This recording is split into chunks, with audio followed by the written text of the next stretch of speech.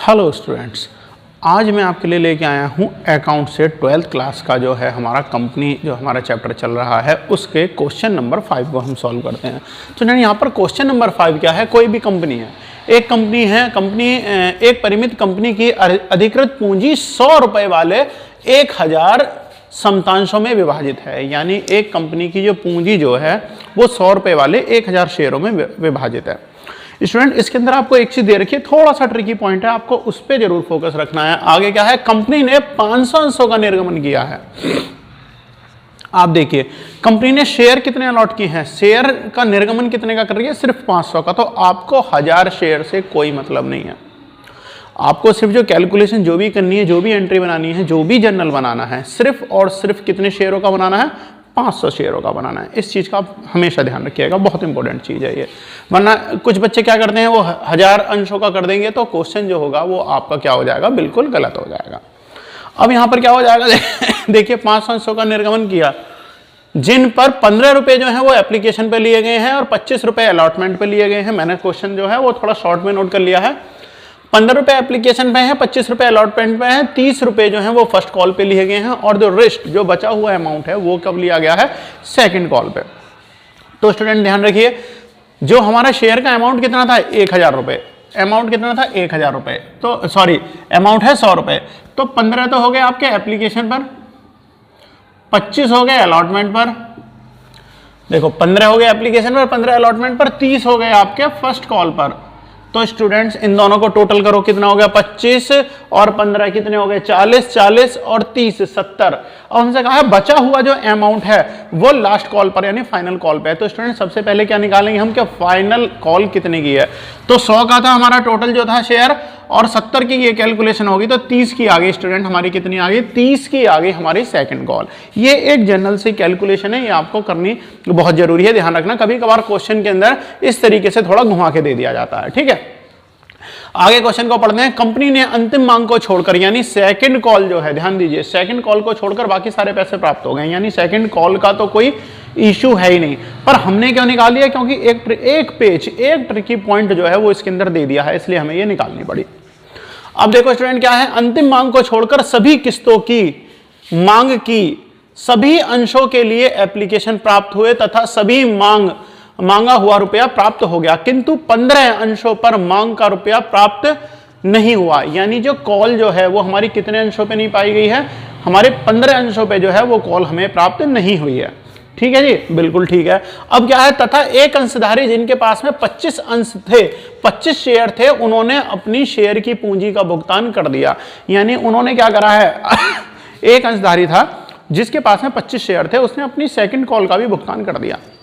यानी second call जो है अभी वो हमें प्राप्त नहीं हुई है, यानी मांगी नहीं है कंपनी ने, परंतु फिर भी क्या है, कंपनी ने जो मांगी नहीं है, परंतु एक अंशधारी जिनके पास में हमारे शेयर हैं, कितने, 25 शेयर हैं, पर उसने उसका भुगतान कर दिया है, यानी कॉल इन एडवांस।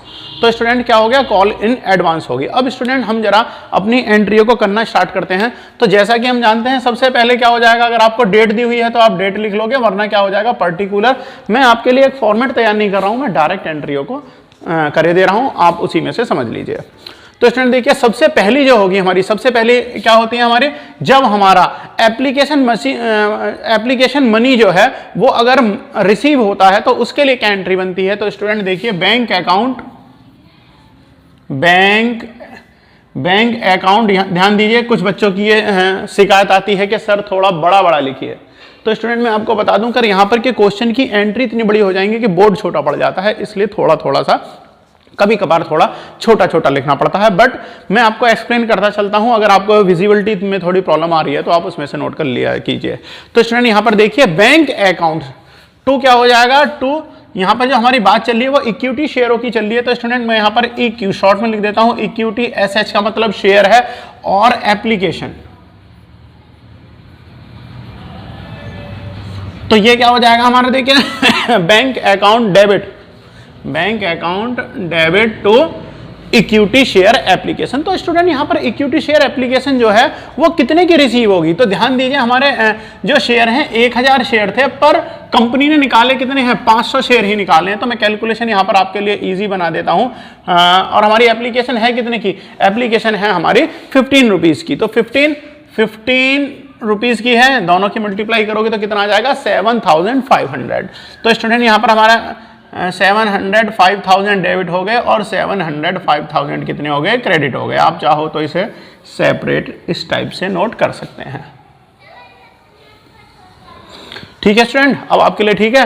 अब हमें क्या करना होगा, अब हमें अपने क्वेश्चन के अंदर नीचे नरेशन भी नोट करनी होती है। तो स्टूडेंट नरेशन क्या हो जाएगी, यहां पर नरेशन नोट कर देंगे हम, बीइंग एप्लीकेशन मनी। किस चीज का पैसा था, एप्लीकेशन, तो मैं एप लिख देता हूं, एप्लीकेशन मनी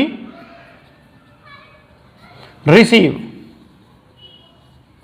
तो स्टूडेंट ये किस चीज का पैसा प्राप्त हुआ, हमें एप्लीकेशन मनी जो है वो रिसीव हो गया है। अब स्टूडेंट अब इसमें आगे क्या करेंगे, अब देखिए हमें एप्लीकेशन का पैसा जो है वो तो रिसीव हो गया। अब ये पैसा जो है नेक्स्ट एंट्री के अंदर क्या होगा कि हमें ये पैसा ट्रांसफर करना होता है। तो स्टूडेंट उसकी एंट्री क्या होती है, इक्विटी शेयर। इक्यू का मतलब क्या है, इक्विटी, इक्विटी शेयर एप्लीकेशन।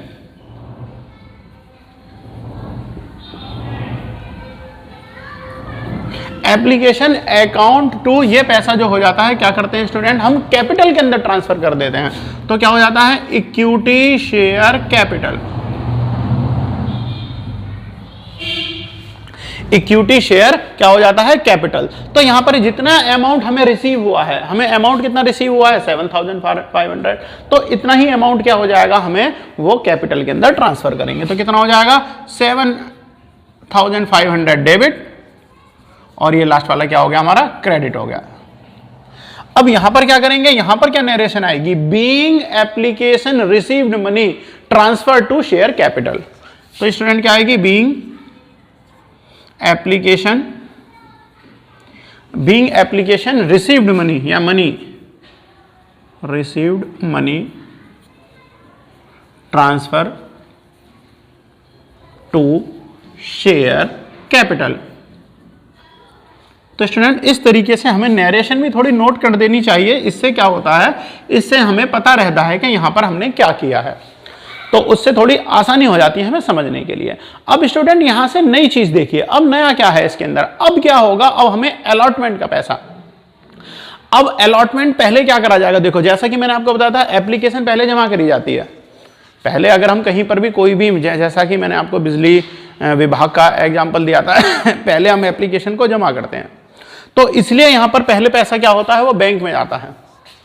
ठीक है, बट यहां पर क्या हो जाएगा, अब एक बार जब कनेक्शन हो गया तो उसके बाद में क्या होता है, कॉल जो होगी या अलॉटमेंट जो होगा या नेक्स्ट बिल जो होगा वो पहले ड्यू होता है, हम उसके बाद जमा करते हैं, होता नहीं होता। तो बिल्कुल इसी तरीके से अलॉटमेंट जो होगा वो पहले ड्यू हो जाएगा। तो पहले ड्यू की एंट्री आती है, तो क्या हो जाएगा, equity share allotment, allotment account debit to, अब क्या हो जाएगा, कौन सा है हमारा, ये capital, equity share capital, equity share capital, credit का हो गया। हम क्रेडिट ना लिखें तो भी क्या होता है, क्रेडिट ही होता है। अब यहां से ध्यान दीजिए, जो शेयर थे कितने, 500 थे, शेयर कितने थे, 500 थे, और हैं कितने के, 25 के। तो 25 की मल्टीप्लाई जो है 25 रुपीज की 500 में अगर आप मल्टीप्लाई करोगे तो कितना आ जाएगा, 12,500, 12,500। तो स्टूडेंट अमाउंट क्या बनेगा, 12,500 डेबिट और 12,500 क्या हो जाएगा, क्रेडिट हो जाएगा। अब हम यहां पर लिखेंगे क्या, देखो मैंने आपको क्या बताया था, ये जो कॉल जो है ये ड्यू हुई है, तो यहां से क्या हो जाएगा, बीइंग अलॉटमेंट मनी, या बीइंग अलॉटमेंट मनी ड्यू। तो इसकी नरेशन क्या बनेगी, बीइंग अलॉटमेंट मनी ड्यू। तो स्टूडेंट ये हो गई हमारी नरेशन। अब क्या करना है हमें, नेक्स्ट इसमें से नरेशन को लेके, अब ये पैसा जो है ये तो ड्यू हो गई, अब ये पैसा जो है वो उनसे, जो हमारे अंशधारी हैं उनसे मांगा जाएगा, और इस पैसे को क्या करेंगे, हम ट्रांसफर कर देंगे। तो स्टूडेंट यहां से ये जो अलॉटमेंट का पैसा होगा ये बैंक में ट्रांसफर कर दिया जाएगा। तो स्टूडेंट अब एंट्री क्या बनेगी, अब एंट्री बनेगी हमारी बैंक अकाउंट डेबिट टू, अब देखो ये पैसा किस चीज का था, बीइंग, ये हमारा पैसा किस चीज का है, पैसा है हमारा अलॉटमेंट का। तो टू इक्विटी शेयर, एसएच लिख रहा हूं, इक्विटी इसका मतलब समझ आएगा शेयर, अलॉटमेंट, तो किस चीज का पैसा है, अलॉटमेंट मनी है, तो अलॉटमेंट अलॉटमेंट। तो स्टूडेंट यहां पर ये देखिए अलॉटमेंट का पैसा कितना का था, सेम उतनी है, तो कितना हो गया 12,500 और 12,500। तो स्टूडेंट यहां पर नरेशन को नोट कर देंगे हम। अब क्या हो जाएगा, अब इस पैसे को हमने क्या करा, ये हमें रिसीव हो गया, तो अलॉटमेंट मनी रिसीव हो जाएगा। तो स्टूडेंट क्या बन जाएगी, allotment money, allotment money receive. तो यहां पर क्या हो गया, हमें अलॉटमेंट का मनी जो है, पैसा जो है वो स्टूडेंट हमें रिसीव हो गया है। अब देखिए अब हमारे यहां पर क्या हो गया, देखिए अलॉटमेंट का पैसा हमें रिसीव हो गया, अब हमारे क्या रह गया, अब स्टूडेंट हमारे पास रहेगी फर्स्ट कॉल। तो यहां से जो हमारी फर्स्ट कॉल होगी पहले हम उसे देख लेते हैं। तो हमारी फर्स्ट कॉल क्या होगी, फर्स्ट कॉल के लिए क्या करेंगे हम, यहां पर मैं आगे एंट्री बना देता हूं। अब देखिए जो फर्स्ट कॉल आ जाएगी तो हमारा उसके अंदर क्या आ जाएगा, equity share first call account to equity share capital. तो स्टूडेंट वो बिल्कुल अलॉटमेंट की ही तरह से होगी। तो हमारी क्या हो जाएगी, इक्विटी शेयर क्या हो जाएगी, बस देखो अलॉटमेंट की जगह क्या हो जाएगा, फर्स्ट कॉल आ जाएगी, क्योंकि वो फर्स्ट कॉल है। फर्स्ट कॉल अकाउंट डेबिट लिख लेंगे, टू क्या हो जाएगा, इक्विटी शेयर कैपिटल।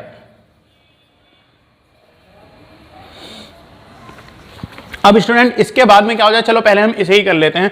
अब इसके बाद इसकी क्या हो जाएगी, बीइंग, यहां पर अलॉट नरेशन में क्या हो जाएगा, बीइंग अलॉटमेंट मनी ड्यू है ना, तो यहां पर क्या हो जाएगा, being first call money due हो जाएगा। तो क्या हो जाएगा नरेशन में, being first call money due. एक हो गया हमारा डेबिट और एक हमने कहां का क्या बना लिया, क्रेडिट का। तो स्टूडेंट यहां से आप देखिए जो हमारी फर्स्ट कॉल जो है, फर्स्ट कॉल कितने की है, यहां से आप देखिए फर्स्ट कॉल कितने की, हमारी 30 रुपीज की है। तो स्टूडेंट शेयर कितने हैं, शेयर है हमारे 500, तो मैं यहां पे लेता हूं 500 और फर्स्ट कॉल कितने की है, 30 की है, तो कितने की हो जाएगी, 15,000 डेबिट और 15,000 क्या हो जाएंगे, हमारे क्रेडिट हो जाएंगे। तो स्टूडेंट इस तरीके से हमारी फर्स्ट कॉल जो था, फर्स्ट कॉल का मनी जो है वो अभी क्या हो गया है, ड्यू हो गया है। अब हम देखते हैं अब नेक्स्ट उसमें क्या हो जाएगा, इस मनी को क्या करेंगे, ये मनी जो है आपका ये बैंक के अंदर ट्रांसफर किया जाएगा। तो स्टूडेंट यहां से एंट्री क्या बन जाएगी हमारी, देखिए bank account to equity share, यहां पर क्या हो जाएगा, बस फर्स्ट कॉल इक्विटी शेयर क्या हो जाएगा हमारा, अलॉटमेंट की जगह क्या हो जाएगा, फर्स्ट कॉल, क्योंकि फर्स्ट कॉल का अमाउंट है। अब यहां पर स्टूडेंट एक चीज और हो जाएगी, हमें क्या दिया है, हमें दिया हुआ है कि एक अंशधारी ने, जिन पे कि हमारे 25 शेयर थे, उन्होंने क्या करा कि सेकंड कॉल वैसे तो मांगी नहीं गई, तो इसलिए सेकंड कॉल की एंट्री ही नहीं होगी क्वेश्चन के अंदर, क्योंकि वो मांगी ही नहीं गई अभी तक। पर एक अंशधारी जो थे वो उन्होंने कॉल मांगने से कॉल मांगने से पहले ही फर्स्ट कॉल पर जो है उसका अपनी कॉल का भुगतान कर दिया है। तो स्टूडेंट यहां पर क्या हो जाएगा, यहां पर जो हमारी एंट्री बन जाएगी, to first call in advance कर देंगे,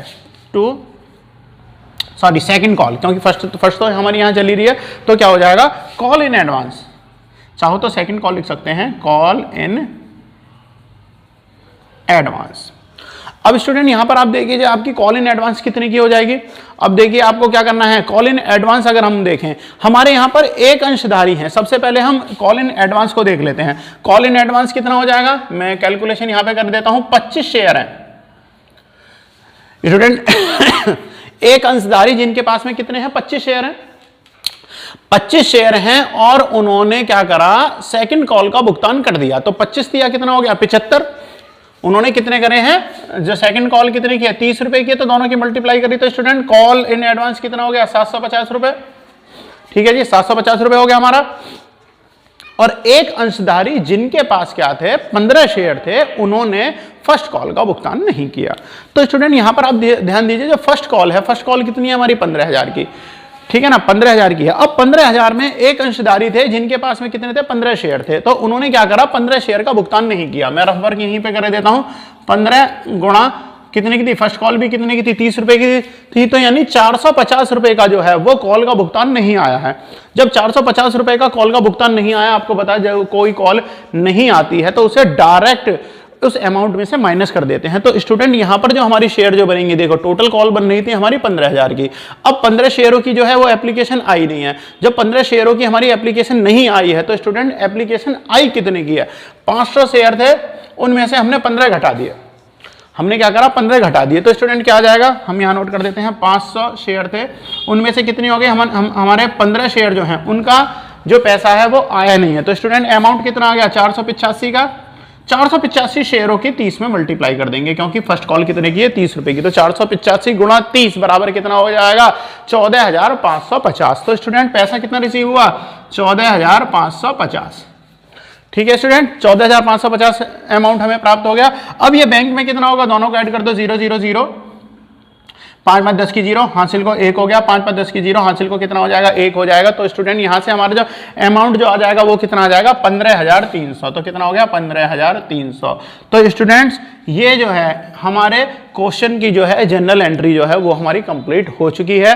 अब हम नेक्स्ट क्वेश्चन को नेक्स्ट वीडियो के अंदर करेंगे। उम्मीद करता हूँ आपको ये क्वेश्चन बहुत अच्छे से समझ आ गया होगा। अगर आप नेक्स्ट वीडियो चाहते हैं तो नेक्स्ट क्वेश्चन की वीडियो के लिए आप नेक्स्ट वीडियो का इंतजार करें, क्योंकि आज मेरी कुछ तबीयत ठीक नहीं है। तो नेक्स्ट वीडियो हम कल बनाएंगे।